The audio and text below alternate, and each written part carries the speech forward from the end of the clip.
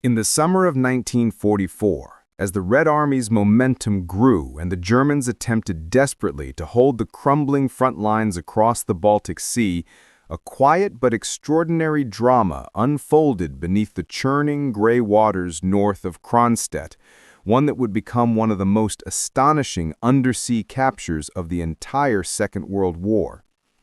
It began with the German submarine U-250, a relatively small Type 7C U-boat commanded by Kapitänleutnant Werner Karl Stock, who had been conducting operations in the Gulf of Finland, an area packed with Soviet minefields, patrol boats, and anti-submarine nets as Stalin's forces sought to restrict German movements.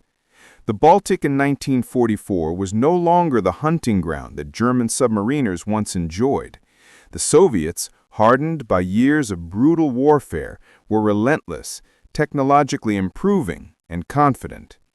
U-250 was part of Germany's attempt to disrupt Soviet coastal convoys and supply routes, but on July 30, 1944, her fate changed the nature of undersea warfare on the Eastern Front. That afternoon, she torpedoed and sank the Soviet submarine chaser MO-105, a wooden-hulled but aggressive patrol craft crewed by determined sailors out of the Leningrad naval region. The attack should have ended as countless others had. A U-boat slips away silently after striking a target. But this time, the Soviets reacted with exceptional speed.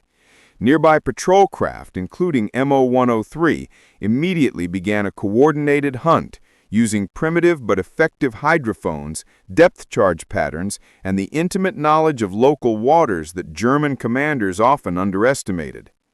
Beneath the waves, Stock ordered evasive maneuvers, but the Gulf of Finland's narrow confines, thick minefields, and shallow depths left little room to hide.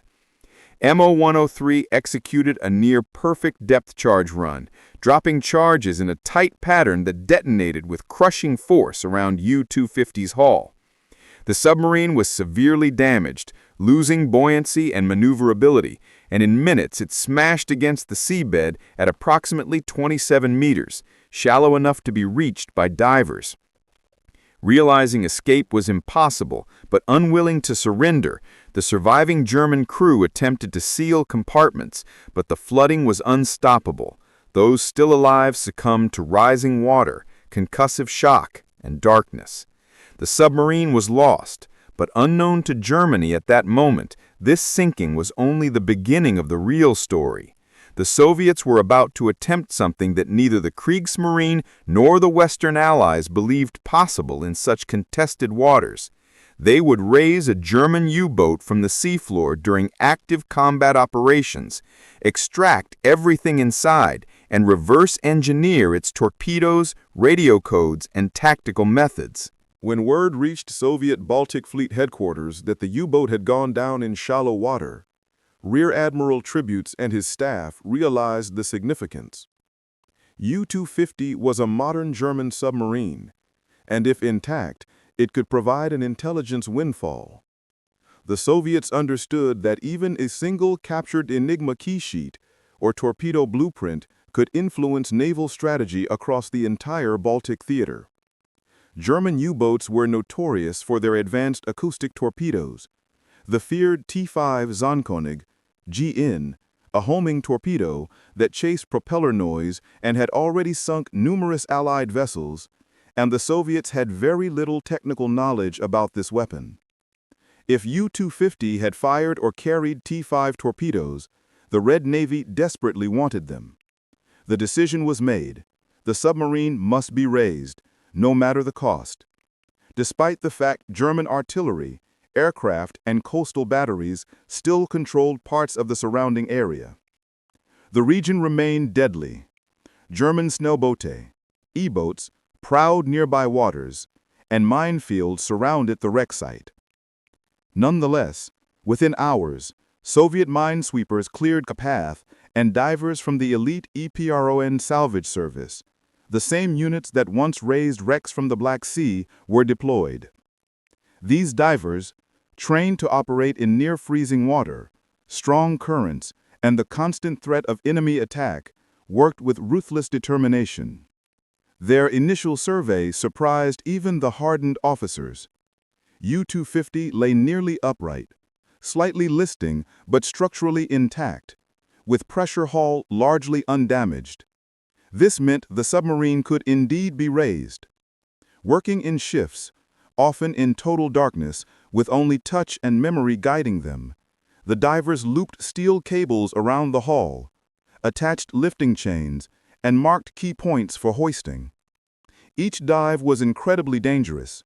The Baltic was filled with loose mines, and at any moment, a German aircraft patrol could strafe the site. Soviet anti-aircraft batteries on nearby islands remained on constant alert, keeping watch as the salvage operation progressed. The Germans soon realized what the Soviets intended. Radio intercepts and reconnaissance aircraft reported Soviet salvage ships clustered around the sinking area. German Naval Command in the Baltic understood the implications instantly.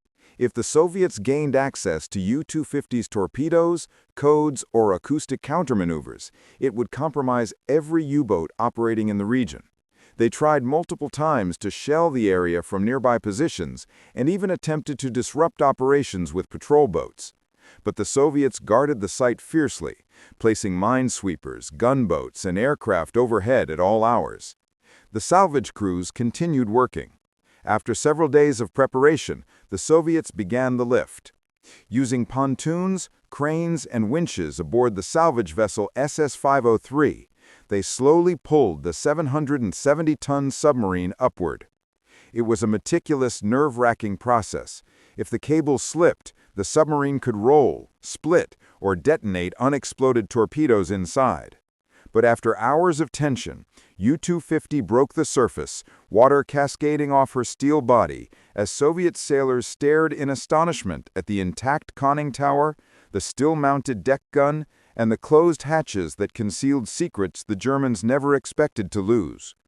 Once secured, the submarine was towed under heavy escort to Kronstadt, where it was hauled onto a massive floating dock, still battle-scarred, but perfectly preserved for the intelligence officers who eagerly awaited access. Inside, Soviet teams found what they hoped for and more. The interior was cramped, cold, and littered with debris from the depth charge explosions, broken gauges, smashed pipes, and the bodies of several German crewmen who perished during the sinking. These remains were later buried with military honors, a gesture the Soviets sometimes made to emphasize respect for underwater foes. Among the wreckage, Soviet officers located working sections of the Enigma cipher machine, codebooks partially protected in sealed containers, hydrophone equipment superior to what the Soviets had previously believed Germany possessed, and most importantly, 2 intact T-5 acoustic torpedoes. This discovery stunned Soviet torpedo specialists. They had heard rumors from the British about a homing torpedo, but seeing its internal mechanisms firsthand allowed them to understand German engineering, acoustic detectors, and countermaneuvers. Soviet naval scientists later reported that examining the T-5 dramatically improved their own understanding of submarine warfare and influenced future Soviet torpedo designs. Additionally, they studied U-250's snorkel system, pressure hull layout, battery configurations, and emergency controls, information vital to assessing German submarine endurance and vulnerabilities. For the next weeks, the submarine became a floating laboratory. Engineers dismantled engine blocks, examined ballast tank valves, studied periscope optics, copied sonar transducer designs, and tested the U-boat's radio systems. Intelligence officers reconstructed the boat's patrol logs and compared them to intercepted German transmissions, gaining insight into how German U-boat operations were coordinated in the Baltic. They even inspected the crew's small personal items, letters, notes, signal pads, each potentially a clue to operational habits. The more they learned, the more they realized that Germany's U-boat fleet in the Baltic depended heavily on patterns and doctrines that could now be anticipated or countered. The raising of U-250 thus directly influenced Soviet strategy in the late Baltic campaign. Thereafter, Soviet minesweepers and submarine chasers adjusted their search patterns, making it increasingly difficult for German U-boats to operate safely. The event also forced the Germans to revise codebooks and change patrol routes, significant disruptions at a moment in the war when time and organization were already against them. The U-250 salvage operation was more than a daring recovery. It was a symbolic triumph in a region where Germany once dominated naval operations. It showcased the Soviet Navy's growing technical abilities, their willingness to take enormous risks, and their recognition of intelligence as a weapon equal in power to guns and torpedoes. As 1944 pressed into 1945 and the Red Army rolled through Eastern Europe, the story of the raised U-boat circulated quietly among Soviet naval circles, admired not just for its dramatic execution, but for the discipline and bravery of the divers and sailors who made it possible. Even decades later, naval historians regard the raising of U-250 as one of the most extraordinary wartime salvage operations ever undertaken, an event where human determination, strategic necessity, and wartime ingenuity converged in a single, breathtaking moment beneath the cold waters of the Baltic, producing consequences that rippled across the final year of the naval war on the Eastern Front, and ensured that the submarine which had once hunted Soviet ships would ultimately serve them in a way its designers never imagined, by revealing every secret she carried in her steel belly and becoming a testament to the strange, unpredictable turns of war where even a sunken enemy vessel can become a weapon in the hands of those brave or desperate enough to claim it.